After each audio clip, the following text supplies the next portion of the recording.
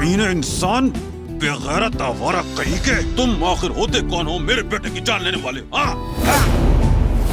बाबा, वो घटिया आशिर नामी निकम्मा, उसने जुमाना को औजान की जान की धमकी दी थी और इसने औजान की जान बचाने के लिए उस पागल से शादी करने का फैसला कर लिया।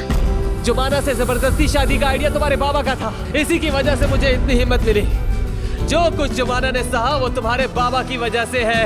आपका माल, आपकी जायदाद, आपका नाम और आपकी शोहरत वगैरह मुझे कुछ नहीं चाहिए। सब आपको मुबारक हो। मुझे कुछ नहीं चाहिए जुमाना के सिवा।